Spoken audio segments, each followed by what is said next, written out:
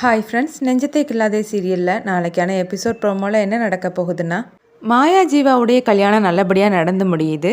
அப்புறமா மாயாவை புகுந்த வீட்டுக்கு அனுப்பணும்னு சொல்லி அந்த ஃபார்மாலிட்டிஸ் எல்லாமே நடக்குது. சகுந்தலா எல்லார்கிட்டையும் மாயா ரொம்ப சின்ன பொண்ணு, செல்லமாக வளர்ந்துட்டா, அவள் ஏதாவது குறும்புத்தனமாக பண்ணியாச்சுன்னா நீங்கள் யாரும் பெருசாக எடுத்துக்காதீங்கன்னு சொல்கிறாங்க. அஸ்வினி மாயாவை பார்த்து, இங்கே பாரு மாயா, நீ ஆசைப்பட்ட வாழ்க்கை உனக்கு கிடச்சிருக்குது, எல்லாருக்குமே அப்படி அமையாது.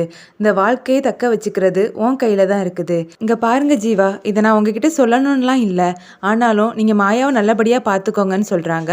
அடுத்ததாக ராகுல் பேசுகிறாரு. மாயா, சின்ன வயசுலேருந்தே நீயும் நானும் ஒன்றா தான் வளர்ந்தோம். செல்லமாக நிறைய சண்டை போட்டிருக்கோம். அதனால அண்ணங்கிட்டையும் அம்மாக்கிட்டையும் எவ்வளோ திட்டு வாங்கியிருக்கோன்னு நமக்கு மட்டும்தான் தெரியும். இனி இந்த வீட்டில் நீ இல்லாமல் எப்படி இருக்க போகிறோன்னு எங்களுக்கெல்லாம் தெரியலை.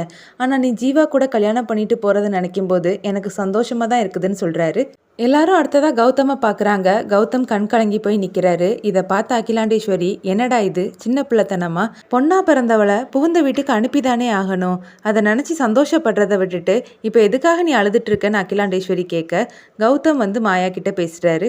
மாயா, நீ கல்யாணம் ஆகி போக போகிறேன்னு நினைக்கும்போது என் மனசில் பந்தை தூக்கி எரிஞ்சது மாதிரி அப்படி வலிக்குது. ஆனாலும் எனக்கு ரொம்பவே சந்தோஷமாக இருக்குது.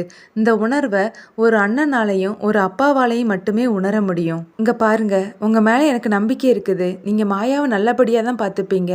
அவள் முன்கோவக்காரி தான், ஆனால் மனசுக்குள்ளே எதையும் வச்சுக்க மாட்டா. அவளை நல்லபடியாக பார்த்துக்கோங்கன்னு கௌதம் ரேணுகாவையும் ராமகிருஷ்ணனையும் பார்த்து சொல்கிறாரு.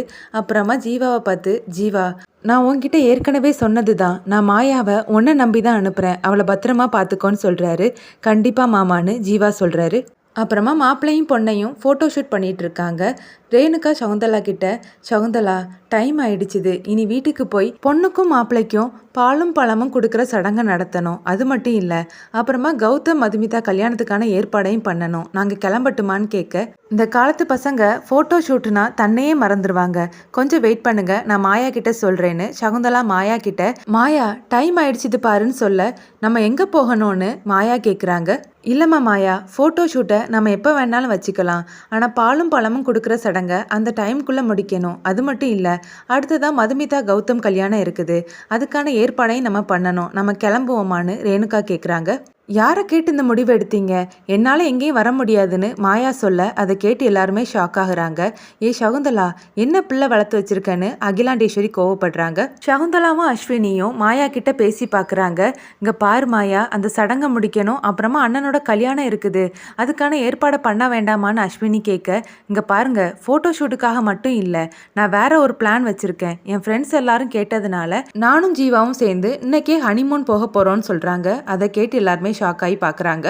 என்ன பேசுகிற மாயா, அப்போ உன் அண்ணனோட கல்யாணம் உனக்கு முக்கியம் இல்லையான்னு சகுந்தலா கேட்க, அம்மா, நாங்கள் இருந்து இங்கே என்ன பண்ண போகிறோம், நாங்கள் இல்லைனாலும் இந்த கல்யாணம் நடக்க தானே போகுது, நாங்கள் லைவாவோ இல்லை ரெக்கார்டிங் மூலமாவோ பார்த்துக்குறோன்னு மாயா சொல்கிறாங்க. என்ன கௌதம் இது, இவ இப்படி பேசுகிறான்னு சகுந்தலா கேட்க, அம்மா, அவள் சின்ன பொண்ணு, நான் பேசிக்கிறேன்னு சொல்லி கௌதமும் மாயா கிட்ட, என் கல்யாணத்தை பார்க்கணுன்னு உனக்கு ஆசை இல்லையான்னு கேட்க, இங்கே பாருங்கண்ணா, நான் ஏற்கனவே சொன்னது மாதிரி தான், நானும் ஜீவாவும் இன்னைக்கு ஹனிமூன் போக போகிறோம், உங்கள் கல்யாணம் நடக்கட்டும், நாங்கள் அதை ரெக்கார்டிங் மூலமாக பார்த்துக்குறோன்னு சொல்கிறாங்க. மாயா பேசுகிறத கேட்டு ஜீவா கோவப்படுறாரு. ஆமாம், யாரை கேட்டு இந்த முடிவு எடுத்த? உனக்கு வேணா உன் அண்ணனோட கல்யாணம் முக்கியம் இல்லாமல் இருக்கலாம், ஆனால் என் அக்காவோட கல்யாணம் எனக்கு ரொம்பவே முக்கியம். நாங்கள் ரொம்ப நாளாக ஆசைப்பட்டு நடக்க போகிற கல்யாணம் இது.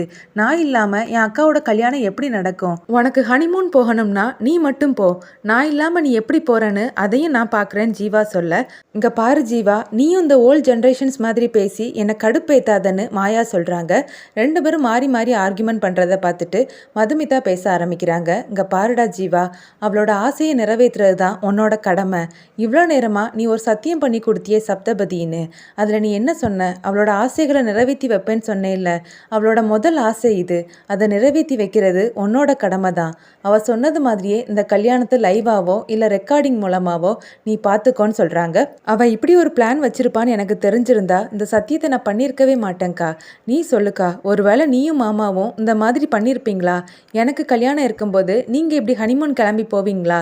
நீங்கள் சொல்லுங்கன்னு கேட்குறாரு. அவ சின்ன பொண்ணுடா, அவளோட ஆசையை நிறைவேற்றி வை. கல்யாணம் ஆனதுமா எல்லாருக்கும் முன்னாடியும் அவளோட ஆசையை சொல்லியிருக்கா.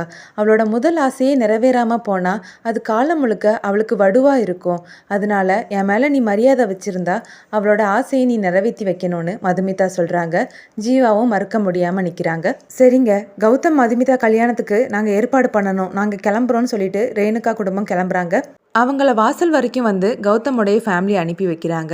அடுத்த சீனில் அகிலாண்டேஸ்வரி கோவமாக இருக்காங்க. அவங்க எதிரில் கல்பனாங்கிற லேடி இருந்து பேசிகிட்டு இருக்காங்க. அவங்க 2 பேரும் பேசிகிட்டு இருக்கிறத சகுந்தலா கவனிச்சிட்டு இருக்காங்க. அந்த கல்பனாங்கிற லேடி, ஊர் உலகத்தில் எந்த வீட்லேயுமே நடக்காதது இந்த வீட்டில் நடந்திருக்குது. அண்ணனோட கல்யாணத்தை வச்சுட்டு தங்கச்சி ஹனிமூனுக்கு கிளம்பி போயிருக்கா, இதெல்லாம் எங்கேயாவது நடக்குமான்னு கேட்க, இது எல்லாத்துக்கும் காரணமும் அந்த சகுந்தலா தான். அந்த சகுந்தலாவுடைய வளர்ப்பு தான் சரியில்லை. தாயை போல பிள்ளை, நூலை போல சேலன்னு சும்மாவா சொன்னாங்க. அந்த சகுந்தலா எங்க போனான்னு அகிலாண்டேஸ்வரி கோவமா கத்துறாங்க. அதை கேட்ட சகுந்தலா, இந்த கிளவி கண்ணில் மட்டும் நம்ம பற்றக்கூடாதுன்னு சொல்லிட்டு அங்கேருந்து எஸ்கேப் ஆகி ஓடிடுறாங்க. கௌதம் ரூம்ல சோகமா உட்காந்துருக்காரு. அப்ப சந்தோஷ் அங்க வராங்க. நினைச்சேன் நீ இப்படிதான் இருப்பேன்னு எனக்கு நல்லாவே தெரியும். டேய், இன்னும் கொஞ்ச நேரத்துல உனக்கு கல்யாணம்டா, கிளம்புன்னு சொல்றாரு. மாயா இப்படி ஹனிமூனுக்கு போவான்னு தெரிஞ்சிருந்தா என் கல்யாண தேதியை நான் தள்ளி வச்சிருப்பேன்டான்னு கௌதம் சொல்ல, அதை கேட்டு சந்தோஷ் கோவப்படுறாரு. அந்த நேரம் பார்த்து அப்பர்ணா உள்ள வராங்க. என்னாச்சு சந்தோஷ்னு கேட்க, மாயா இல்லாததுனால கல்யாணத்தை தள்ளி வைக்கிறதுக்காக பிளான் பண்ணுறான்னு சந்தோஷ் சொல்ல, என்ன கௌதம் பேசுகிற, மாயாவோட கல்யாணத்தை எப்படியெல்லாம் நடத்தணும்னு நீ ஆசைப்பட்ட, அதே மாதிரி தானே மதுமிதாவுடைய கல்யாணத்தை நடத்தணும்னு அவங்க வீட்டில் இருக்கக்கூடியவங்களும் ஆசைப்படுவாங்க, கொஞ்சமாவது புரிஞ்சு நடந்துக்கோன்னு சொல்லிட்டு ட்ரெஸ்ஸை கொடுத்துட்டு போகிறாங்க. கல்யாணம் பண்ணுறதுக்கு எனக்கு மூடு இல்லடான்னு கௌதம் சொல்ல, இதுக்கெல்லாம் மூடெல்லாம் ஒன்றும் தேவையில்லடா, ட்ரெஸ்ஸை மாற்றிட்டு வர, மதுமிதா கழுத்தில் தாலி கட்டுற, அப்புறம் மூடெல்லாம் சரியாயிரும்னு சொல்லிட்டு சந்தோஷ் போக, கௌதம் என்ன செய்யறதுக்குன்னு தெரியாம நிக்கிறாரு. இதோட எபிசோட் ப்ரோமோ முடியுது.